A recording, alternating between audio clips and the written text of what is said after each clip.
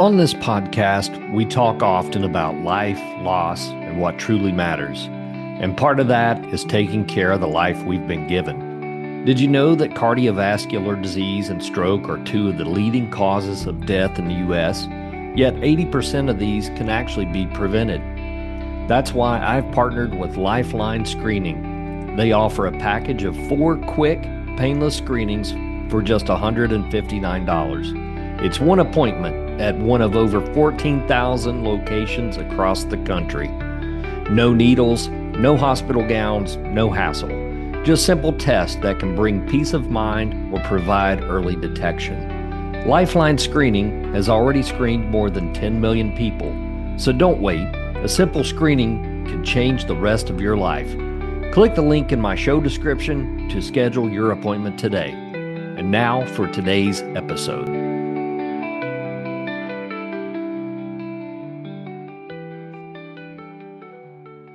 Welcome back to another episode of the Grief Observed podcast. My name's Brad Morrell, and I'm your host. And if you would like to join me for an episode, you can find me on Facebook, TikTok, or Gmail, all under the name of Grief Observed Podcast. Send me an email or a message, and I'll be glad to get you on the show. My guest today is Amanda Miller. She is a grief and bereavement specialist and end-of-life doula. And if you go back to episode 96, we were on there talking before, but Amanda has more to say, so we brought her back. So anyway, Amanda, thanks for joining me again. Yeah, thanks for indulging me in having a good conversation about this topic. Yeah. So today you kind of want to talk about children and how they grieve. And I think it's a wonderful topic. And to the best of my recollection, over 108 other episodes, I don't recall really going really deep into that at all. I've never had any children on to speak about their story. I do know there's some things out there like Grief Share has one I think that's kind of dedicated towards kids. I forget what it's called, Kids Grief or something like that, but it's there are some programs out there, but you think I think it's different to have a group of adults speaking about grief, and then when you have children who are dealing with grief, well, the younger you are, the less grief I think most people have to deal with. So when you have a group of children, you're probably going to have all sorts of ages, and I would imagine it's pretty chaotic in a class like that, or in type of any type of seminar or something like that for children. It's just developmental ages put brains in such a wide category during childhood, whereas adults, we can lump a lot of things together.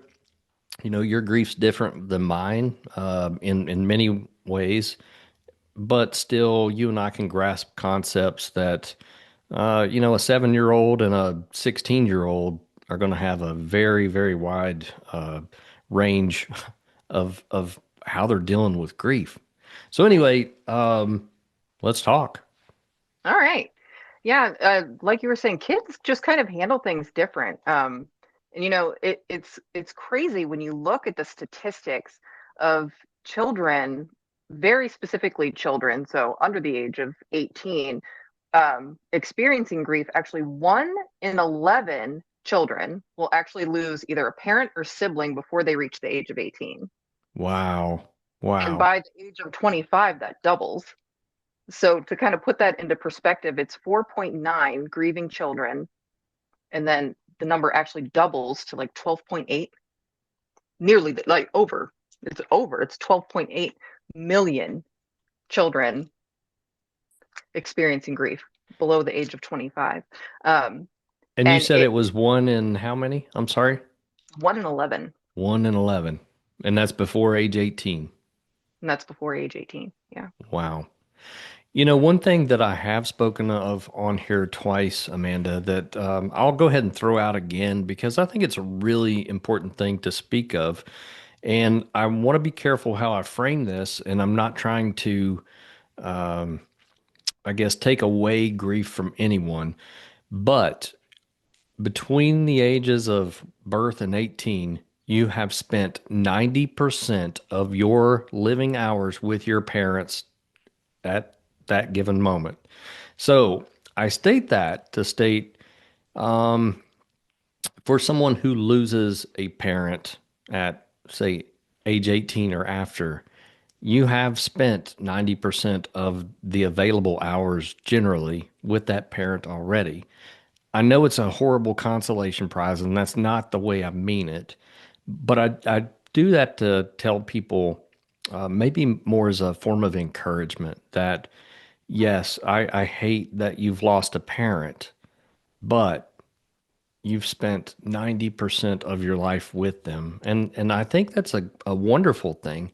And I tell parents the same thing that lose a child after age 18, that you spent 90% of your time with your child. And yes, it does not replace phone calls on Thanksgiving, Christmas, birthdays.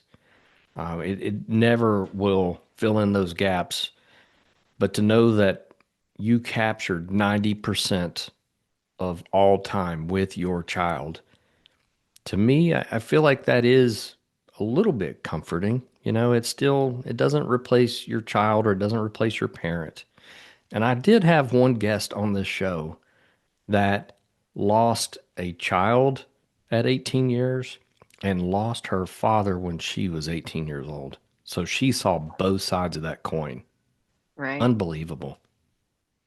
That's, yeah, I can't. Well, we've talked before. I lost both of my parents back to back, and I had an infant loss early in my 20s, and so it all of that grief piles up, and I cannot imagine, when you look at the statistics and I look at how hard it was for me grieving as an adult, and then just think, like you said, you spent as a child, you're spending 90% of your time with your parents, and one of those parents dies. Yeah. That just flips your entire world upside down. And that's why it's so important to recognize how grief presents in children, because it's not the same No, as no. it is in adults. And let me throw out one of the things that I hear about children, is that they are so resilient. And I'm not going to take that away, but I think a lot of it is the fact that children are quiet processors, right? They don't Right. speak like we do. If I've lost a loved one, I'm going to come out and say, Amanda, this is what I'm dealing with, and this hurts. Whereas a child, they're going to be a lot more quiet about this, right? Right. They don't necessarily have the skills to yet express that feeling. Hmm. They don't have the, of course, life experience to say, this happened and it makes me sad. It makes me angry. So they're not going to outwardly necessarily present those feelings because they don't know how. And so as adults, it's important for us to, kind of model appropriate grief behavior Yeah. with children so that they know that it's okay to have those feelings. I remember, and I tell this story to, any minor that I help with things. When I was 16, that was my first experience with death. My grandmother died. Mm. Um, and, my mom didn't cry around me and my sister. She didn't cry at the funeral. Um, and after her funeral, my mom pulled me and my sister off to the side and was like, I'm so proud of you guys for being so strong. We weren't crying. Um, and I look back on that now, knowing what I know, and I'm like, man, that was probably not the healthiest way to deal with things. So now, Yeah. with my kids, when my parents passed away, I made sure to tell them, and of course, my daughter was only one when my dad passed away. She had just turned one. My son was a little bit older. And then when my mom passed away, they were both a little bit older. But, I told them, it's okay to be sad. It's okay to cry. It's okay if you're angry. All of those emotions are okay in this situation. Um, and the more you express those feelings, the better it's going to feel because you don't have that pent up feeling. Um, and I think that pent up feeling is where a lot of the behavior that we see in children who are grieving comes from. We look at, in younger kids, they kind of can go into a regression where they'll start bedwetting again, or, Hmm. they'll be acting out or clingy, or they'll be really irritable. And of course, because I'm 2 years old and I have no idea how to process and express the fact that I'm upset by what's Yeah. happening. Yeah, their little nervous systems don't act quite like an adult's do. And you may see this dipping in and out of feelings of grief because they don't know how to really hold on to big emotions for long periods of time. Right. Yeah. They'll, be okay for a little bit running around playing, and then the next thing you know, they're, crying and wanting a hug again because they just don't understand what's going through their heads. Your brain's not fully formed yet, of course. you Yeah. know, Yeah. how can you possibly have the tools to deal with what you're going through? Right, and you mentioned play, and I think that's that's their first language, right? Is play, and they're going to rehearse reality and kind of release a lot of the pressures of life through their play. And I think that's where parents really need to pay attention to what's going on and how they play, especially with younger children. What are the themes that they're bringing into playtime, and do you see themes of grief? Where maybe it's they're acting out the loss of an animal. And sometimes that's the first loss a child actually will Right. encounter, right? Fluffy dies, um, and I think those are really good opportunities too, to not shy away from death with children. That this is what's happened, and this is how we deal with it, because that may be a really good entry point into how they deal with grief later on. My daughter Right. still criticizes her mother and I um, in how I guess we dealt with her with grief because we were divorced and I didn't want to bring my daughter like, hey, it's our weekend, come over, let's go to a funeral. It wasn't like that. So it'd be like, I would ask my ex-wife, hey, do you care to hang on to her for a few more hours before I pick her up? And I mean, I guess I was trying to captivate my time or capture my time with my daughter in positive ways, but I didn't really feel at the time, I didn't know that I could be harming her future thoughts about death. And, I've said it before 100 times on this podcast now, but she's an RN, she's older, and she is fearful of death. And I'm like, you're an RN at a dialysis center. Uh, you're probably going to see some death. And I know several of her patients have died, not on her watch, but um, it can happen very easily at a place like that, you Oh know? yeah. That's the only thing that we're guaranteed in life is experiencing death, whether it be somebody else's or our own. At one point in time or another, all of us are going to have the same experience in that way. Um, and I think, just to kind of circle back to what you're saying a little bit, it is really important to expose. I don't really like to use the word expose, but I'm lost for an actual word. Expose children to grief and death, um, appropriately for their age, obviously. And that's why, and I don't want to offend anybody, but when people say, oh, they went to sleep, or they've gone to a better place, Mhm. that's not, and I don't want to step on anybody's beliefs, of course, but that's really not helpful, because when you say, oh, they went to sleep, what's the natural next step It's going to to promote going fear to in sleep? that child that if I go to sleep tonight, what's going to happen to me? Right. It's like they went to a better place. Well, what could be better than being here with me? Right. Right. So that can cause feelings of anxiety and depression, and those are things that can manifest later on in life, to where now we have a child that experienced significant loss as a Yeah. child, and they're now an older teenager, and they've never been able to fully appropriately process what has happened. And now, they're at a higher risk for anxiety and depression, of course, but also substance use. Yeah. Um, trying to self-medicate because they don't understand still that they've experienced a trauma that needed to be supported.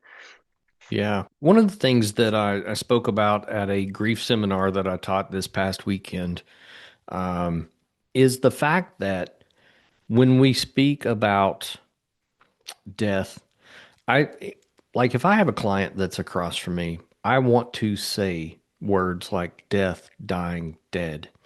And it really gives my client permission to enter into that space because a lot of times they want to skirt around and say, they've gone to be with the Lord or they've passed away or they're in a better place and all these things. But the one thing that they struggle with is to say they died. And Right. I know that's really difficult, but I think when people actually face that and are able to say it head on, it brings on a reality, but it also sets a really good starting point for that healing process. When you keep skirting around it, or when you tell your children that, they've just gone to sleep, again, I believe that sets up a lot of fear in children that, oh my gosh, like what, if I went to sleep last night and that could have happened to me, like Right. I think we've got to be really, really careful with those types of things and sometimes just call it for what it is. Yes, it Yeah. hurts, but it doesn't change facts. Yeah. Acceptance is the first stage in healing. Right. And it's like that for grief and addiction. And I mean, anything, you have to accept that this is what's happened in This order is to start to heal reality. from it. Yeah. Yes. Yes. And yeah, it's especially true with grief. And yeah, we need to make sure that we're just using, and of course, be age appropriate with it. You don't want to sit there and tell your 4-year-old, well, uh, grandma had this disease and they tried this, this, and this, and it didn't work. Sure. You don't want to give them too much information, especially that they can't handle, but age appropriate speak, just and be honest. Let them ask questions. That's the big thing that I personally have seen is children have questions.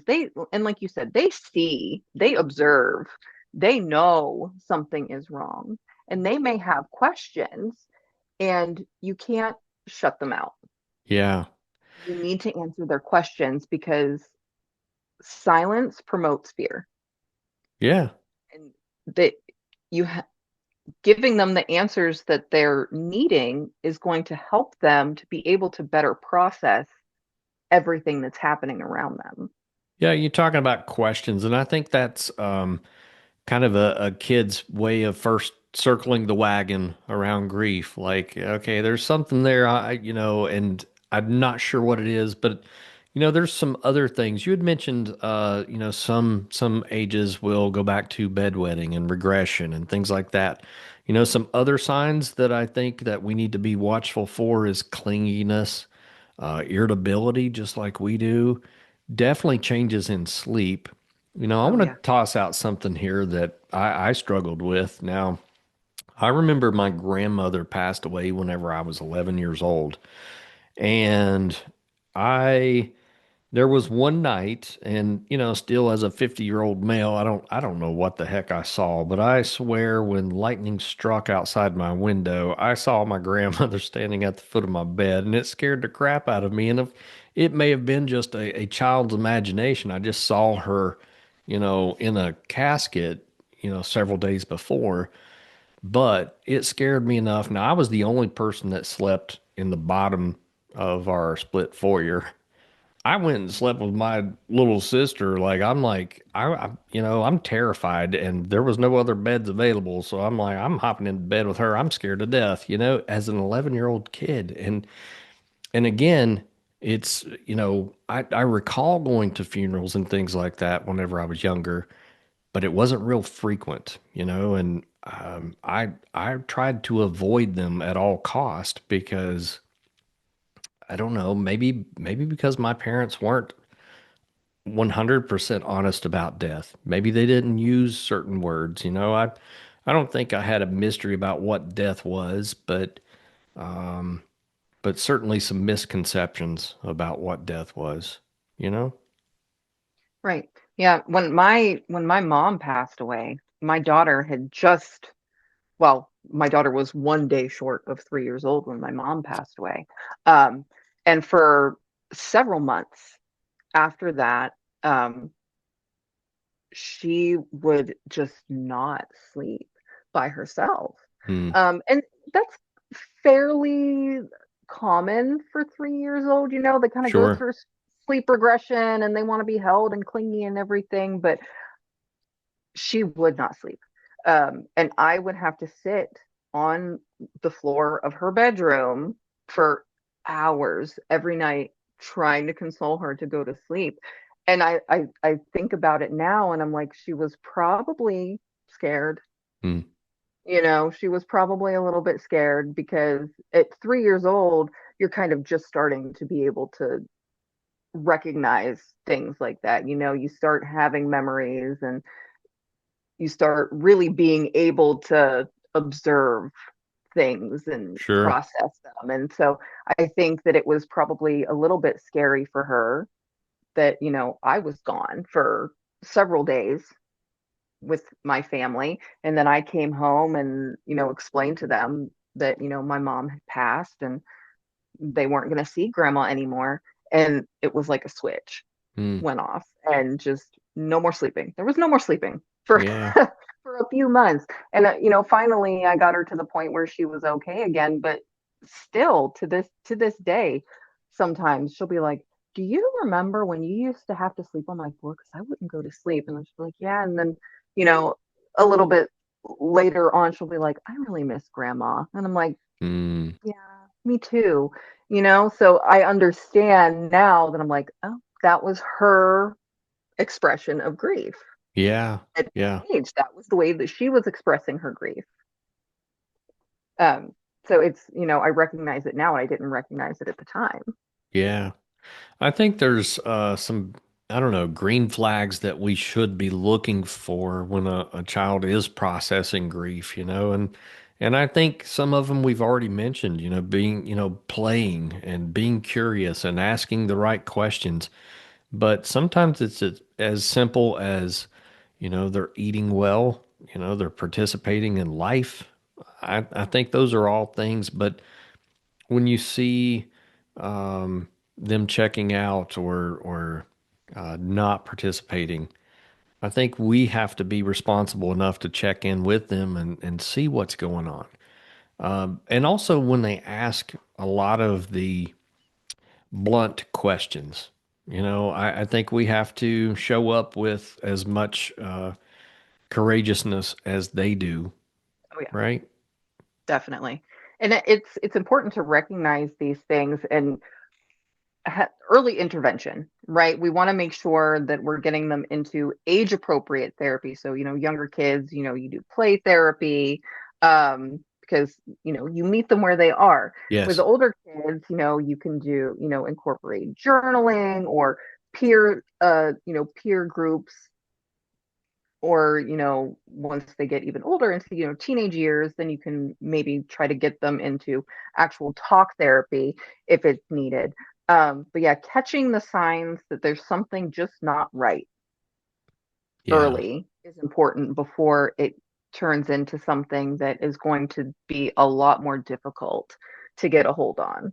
We don't want to get to the point where um, they're, hurting themselves or a danger to themselves or somebody else, because they haven't appropriately learned the skills, the tools to process what they're feeling. Yeah, and I think, you know, keeping a child away from being overwhelmed, you know, sometimes I think we can overshare. Like you stated, it's age appropriate and, you know, maybe we don't give out all the details. For Right. example, I just put a TikTok video out last night speaking about whenever I was holding my grandfather's hand as he was taking his last breath. And um, I don't know that I would share that with a 5-year old. Like it's, uh, I can say that, your grandfather died. Um, we're going to a funeral, explain the basics, but, um, again, do I want to set up or promote some kind of fear that, oh my gosh, what if dad's holding my hand and I take my last breath? Like it's, Right. so how do we, not overwhelm children and only give them what is age appropriate and also emotionally appropriate? I've got a, a nephew who's 18 who has autism, and it's like, how much can we share? He knows that his grandmother went to heaven. That's what, he always talks about that, and that's what how he correlates. And he watches a lot of movies and things like that. And even in children's shows, cartoons and stuff, you'll have a character that dies, and he knows, and he does have emotion, and he does seem to like, oh, she's gone, and he's really neat to watch. But how many details do you share? So it's not just age appropriate IQ, but it's also emotional IQ. What can my child handle? And I'll throw men under the bus. I feel like younger girls probably can handle more than what younger boys can. That's not necessarily always true, but when you look at the frontal lobe and its development across time, I mean, women are fully developed with their frontal lobe at 25. Men, we're still age 30 now, they say. It wouldn't surprise me, down the road, they're like, actually, men, it's 45, or it's, men never finish with their frontal lobe. I have no idea. But Yeah, it's developmental, but I think society also plays a role in that too, right? sure, Like you get the, well, boys don't cry thing, and I think that's a toxic way to look at things. it Um, is. It is. it's important that we express to everybody, regardless, male, female, however you are, grieving is right no matter how you do it. It's okay if you cry. It's okay if you're sad.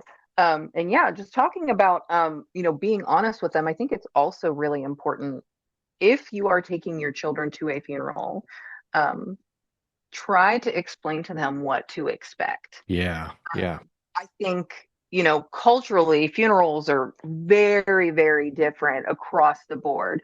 Um, but, if, let them know, if there's going to be an open casket, well, this is what you're going to experience. You do not have to go up if you don't want to. And I think that's important too. Please do not force your children to go up to the casket if they do not want to, because that can honestly be a really horrifying experience Let for me them. jump in there, Amanda, because my little sister, I can't remember when one of my great grandfathers had just passed away, and my little sister could not have been more than 4 years old at the time, maybe. And she, to this day, remembers one of my aunts almost dropping her in the casket. And that memory horrifies her. She's gone to 1,000 funerals, and I'm sure she is somewhat desensitized at this point in life, but for years that haunted her. And it was, she didn't want to go up there anyway. And I'm sure that she was probably wiggling around in my aunt's arms. And that's where the fumble almost occurred. So, yeah, you're right. Like, I think one of the things that we need to do is give kids permission to grieve how they need to grieve, permission to, like you said, go to the casket or not, permission to come to, the burial or not. Like there's certain things, and I do understand being able to push a child a little bit, like give them encouragement as opposed to, no, you will be there. To Right. you don't want to force your child and them have some kind of resentment because mom or dad forced them to go or forced them to, be a pallbearer or whatever. Like that should be an honor, not a forced commitment, right? Right. Yeah, it's an honor. It should be an honor, not a chore. Yeah. Um, and yeah, it's just I can't, I remember, my first experience of a funeral was my grandmother's funeral, and I was, I think, 14, 15 years old at that point, and I just remember standing there staring and waiting for her to start breathing.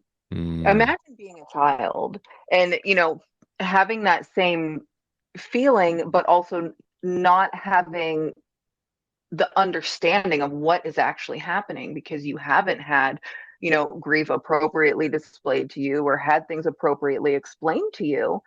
And you're just standing there and your grandmother is in a box yeah. laying there and you're like, okay, what is happening?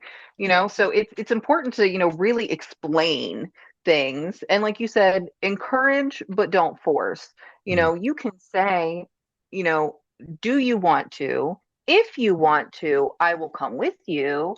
Or, you can go by yourself. If you don't feel like you want somebody with you, you can go after everybody leaves so that you're not in front of a bunch of people because funerals can get crowded. And sometimes it's just uncomfortable being around that many people and period. feeling what yeah, period. And then also putting on top of it, feeling what you're feeling. I don't know about you, but I don't like crying in front of anybody. So Yeah. if I can avoid it, if I can avoid situations like that, I'm going to. Mm, So yeah, it's just so important to make sure that they know that no matter what they choose, it's appropriate for them yeah. because they should have the choice.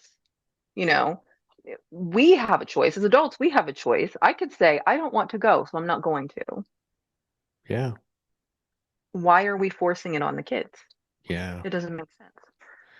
I'm going to hit you with a hard question, Amanda, and it's something I'm sitting here thinking about as we're going along. But have you ever encountered a child that sees this death, whatever death is in front of them, whether it's grandma, dad, mom, brother, sister, where they feel like it may be their fault, even though they had nothing to do with it? Oh, yeah. Unfortunately, yes. That's sometimes can be pretty common, you Yeah. know? It's especially when they don't have all of the information, you Hmm. know?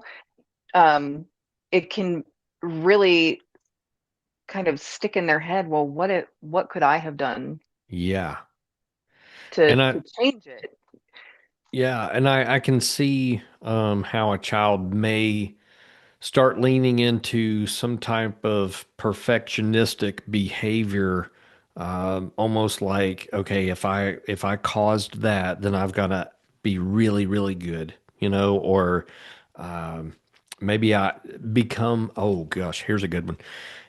I've seen a lot of people become the fixer and then become the family glue, right? And I've always said that if you inherit that title early on, and maybe this is a really good place where it may have been crowned um, on someone, and I use that really loosely because it's not a title that we want, but I could see where it could start here. And but when somebody has the title of the family glue or the fixer, it seems like it's a title they can never get rid of, whether it's in their family of origin or if it continues on and on. And it's like, the siblings are calling this one person because, hey, they adopted this fixer mentality when something occurred in the family system. And I don't know, I just kind of thought of that. Maybe this is one of those places where it actually would occur. Yeah. Interesting. And we also have, to where they develop obsessive compulsive disorder. Yeah. Um, it's uh well, when the day that my dad died, I turned off the light switch with my right hand when I left the room. Mm, So now I have to do it with my left hand, and wow. then they're doing Yeah. it 4 or 5 times before they leave the room because if I don't do that, then somebody's going to die.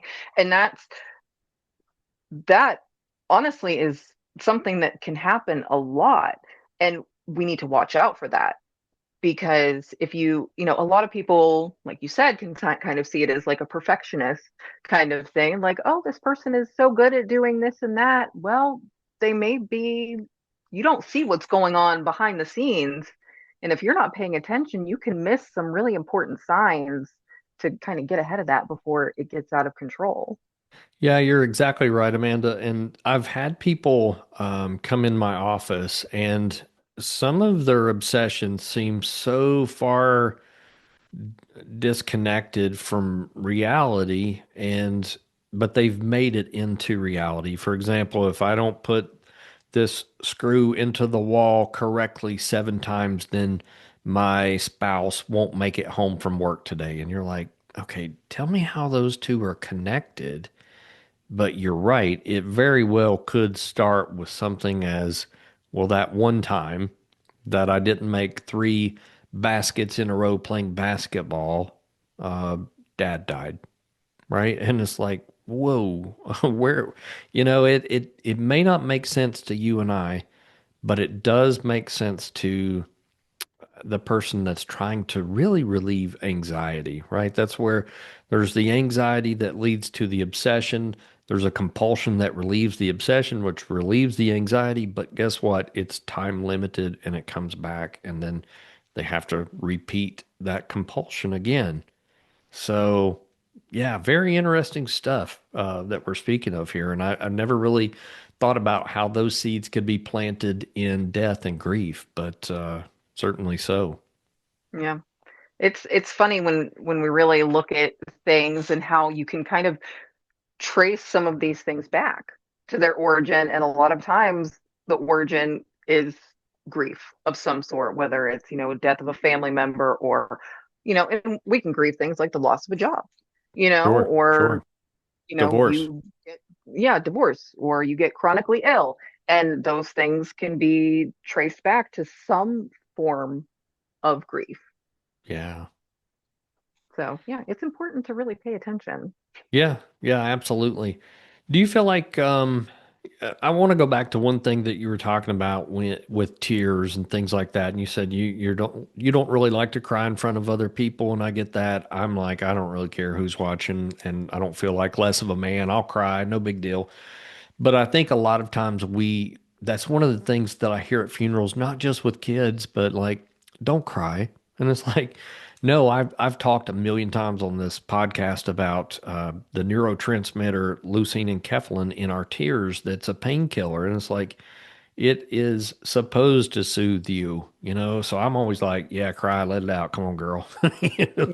Yeah, it is. We're biologically engineered to relieve pain for ourselves, and that's Yeah, one of the ways to do it. And yeah, I never encourage people to not cry. It's just, me as a person, I prefer to be alone. sure, And that's just my grieving process. I like to cry by myself.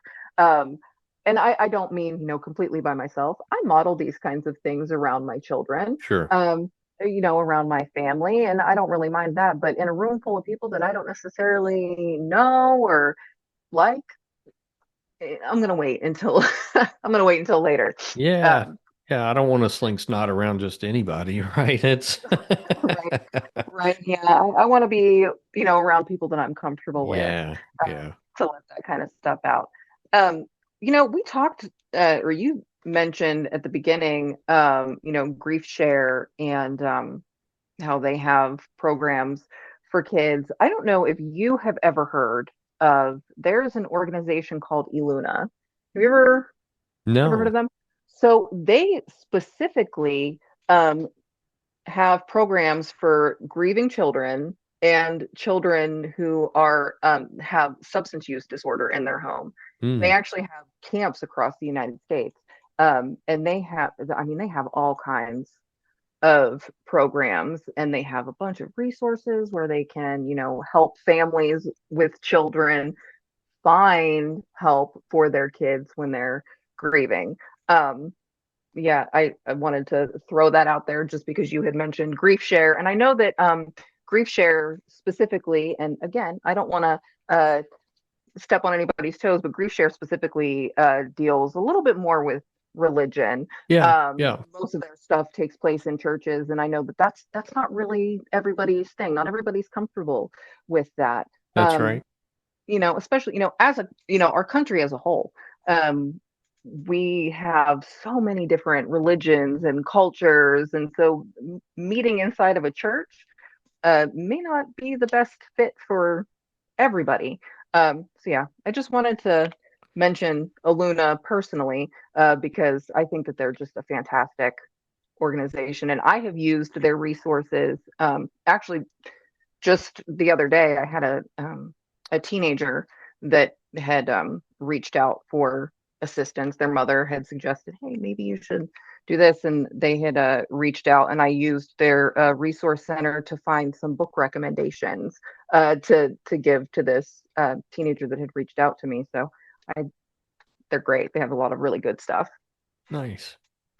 Yeah, I've heard of several grief camps where it's literally a camp of kids that they may have lost anyone in their life. It doesn't have to be someone specific on any specific week for this camp. It's just you've lost someone, come here and we're going to help you through it.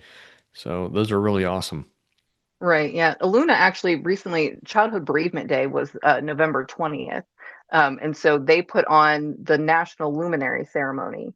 And what they do is they pack up boxes, kits, luminary kits, and the parents can sign up and they'll mail the luminary kit out. So the kids can make these luminaries and light them that day for their loved one.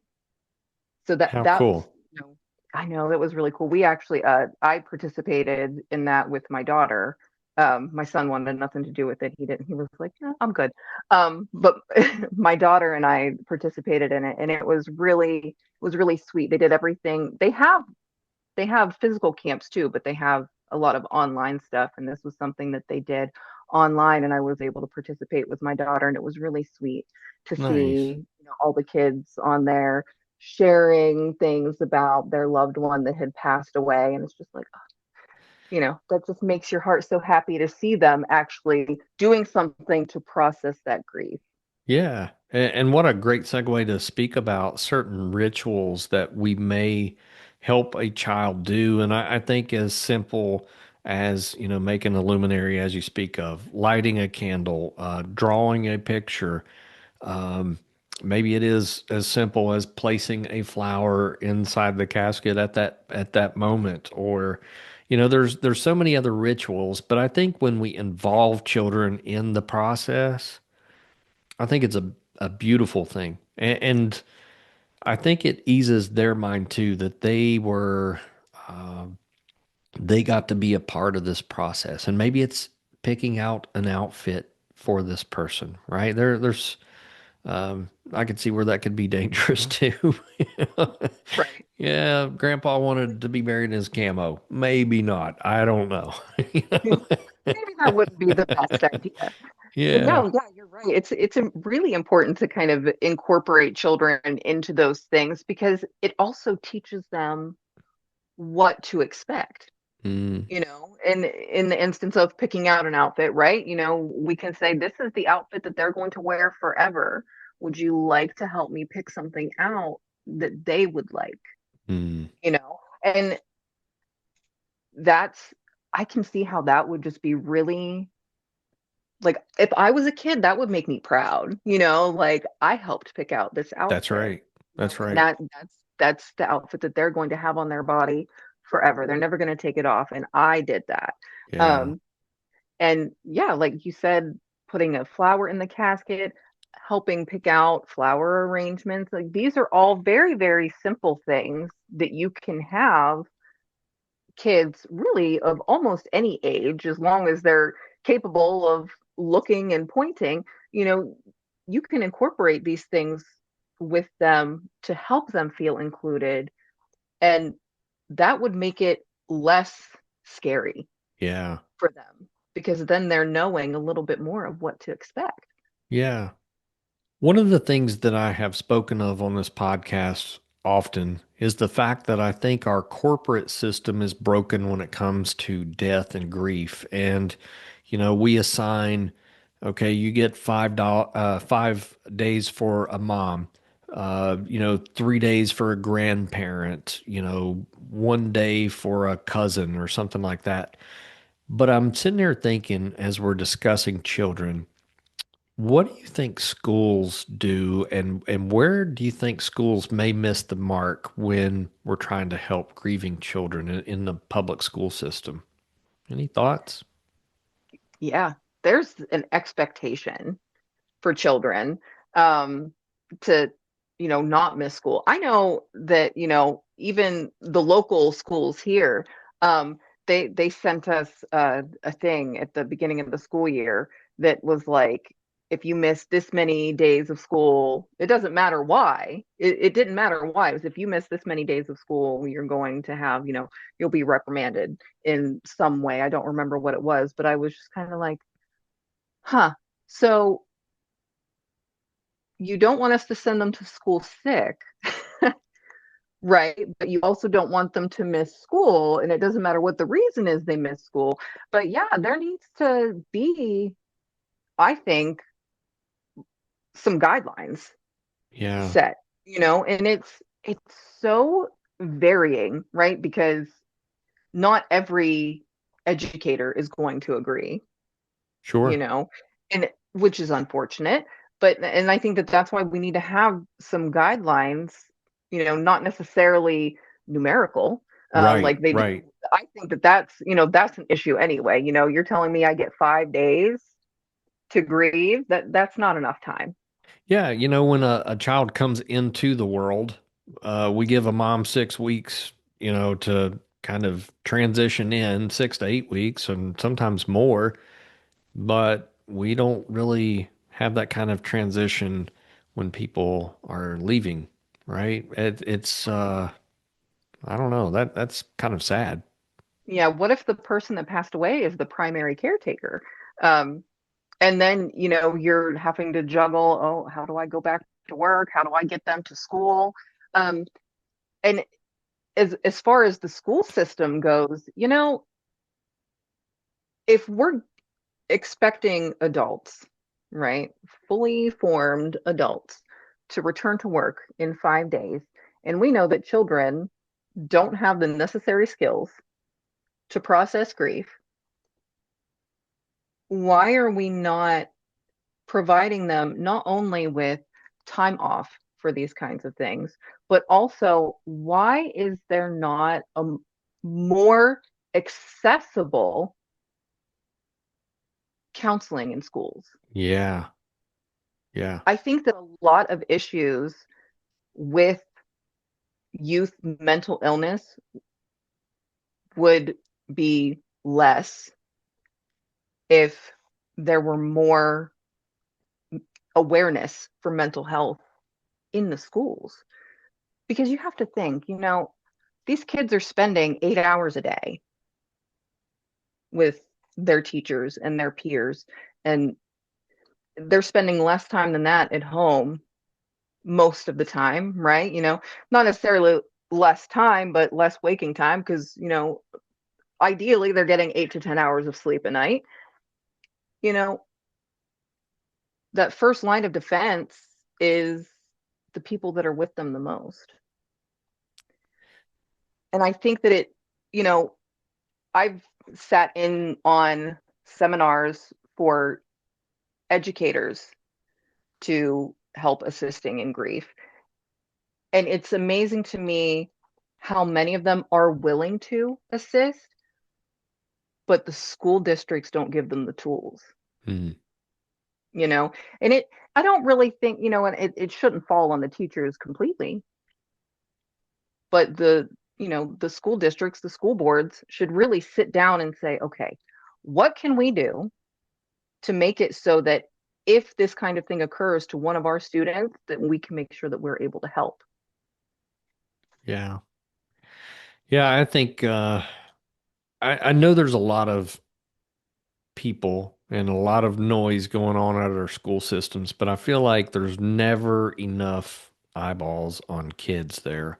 I look back at, my parents divorced when I was 15, and I'm very thankful for whoever said, "Hey, that kid's having some trouble." And I only remember sitting in front of a counselor a couple of times, but it was beneficial. And there's some things that that counselor told me that still stick with me today, and I give it to my own clients. So I'm very thankful. But I think a lot of kids fly under the radar, and I think there's a lot of behaviors that we need to really put on our own radar to see, and especially for school administrators, like what, if a kid starts isolating where they never have done that before, there's something going on, right? If this kid has new fears that they've never really thought about before, like, okay, there's another sign. You spoke of regression, in certain areas. Any type of avoidance, you know, maybe they are speaking about the loss, maybe they're not. But I think we need better eyeballs on these kids to state, hey, this person needs a little more help. And then I realize the resources in schools, they may not have the manpower to get every kid in front of a counselor. That's great, but you better be able to tell mom and dad that, hey, your kid's struggling, and I think they need some outside help. Because, like Right. you stated, mental health in school systems, mental health in America has been ravaged over I don't know, the last 20, 30 years slowly, but it's now very noticeable. Yeah. One of the first signs in school age kids for grief is actually their grades dropping. So, I think if we look at, the kids and say, oh, this person had a death in their family and now their grades are failing, that should be, okay, let's let's step in and see what we can do. And I'm not saying, tell them, oh, we're going to get you counseling. Just stop and say, is there anything that I can help you with? Because sometimes really all they need is a little push, a little assistance, and just to feel seen and heard Yeah, so that they know that everything has not completely fallen apart and somebody cares. yeah.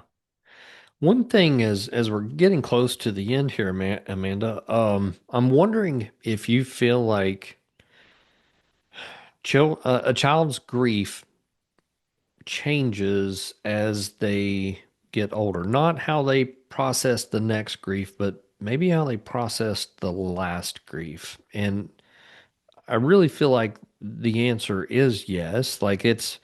But at what point or what changes in a child to state, okay, when I was 7, grandma died, and this is how I felt. Now looking at it through the eyes of 14, 15-year-old kid, maybe I process that or go back and process that a lot differently now.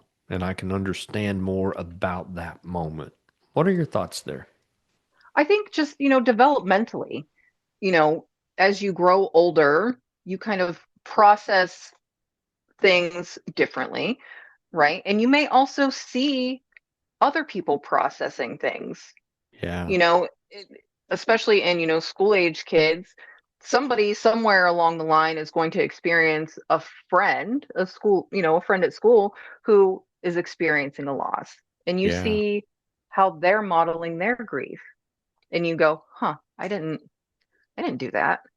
yeah, So then they can then look back and kind of look at it a little bit differently. Or maybe they've got younger parents who didn't understand how to appropriately model that grief to them, and now their parents have gotten a little bit older and now there's another death in the family, and well, we're going to handle it this way.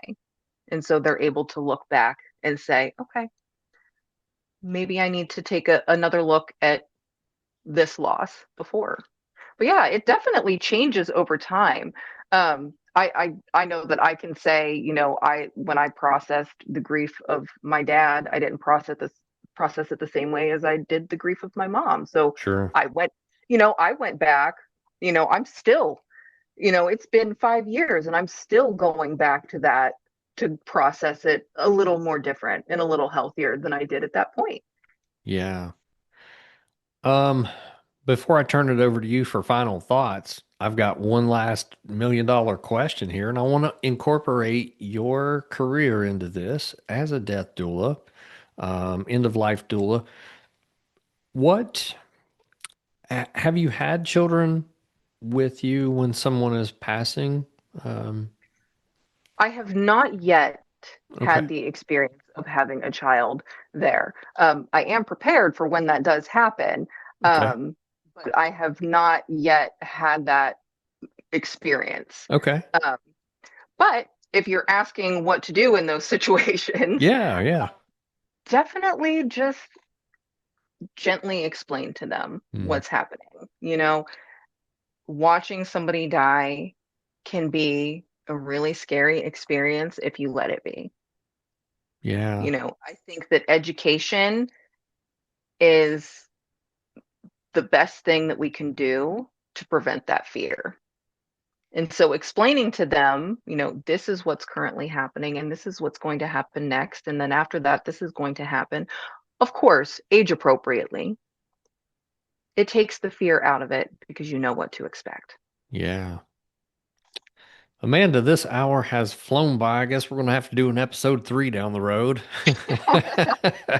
This was awesome. I don't know why it's taken me 108 episodes to realize this is a necessary episode, and I'm so thankful that you approached me with it. And what a wonderful topic to really dig into and really just observe from an adult eye, but understand from a child's heart, right? We've all been there, and most of us have lost someone when we were younger, and I've had a lot of pictures just kind of jump up in my mind as we've been talking, and feel like in a lot of ways we've really just maybe dropped the ball for our kids, and now it's time to really help them through, and so they can be more efficient in helping their children, right?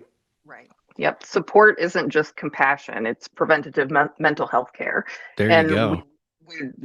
we need to pay attention so that we can help them have healthy, successful lives. Yeah. Well, give me your final thoughts. Anything that we missed here, Amanda? I don't think we missed anything. I think we covered a lot, but just if I could just give just the best piece of advice that I give people, it's that children aren't too young to grieve. They're just too young to understand. So Mm, with our help, we can educate them and model that and give them the tools that they need. awesome. Amanda, thank you so much for being here. Yeah, thanks, Brad. Thanks for having me back. Yeah. Listeners, thanks for tuning in. I hope you've gained a lot of information from this. Please pass this episode on to anyone that you know that may have a child that's dealing with grief. I think this episode's been very, very informative.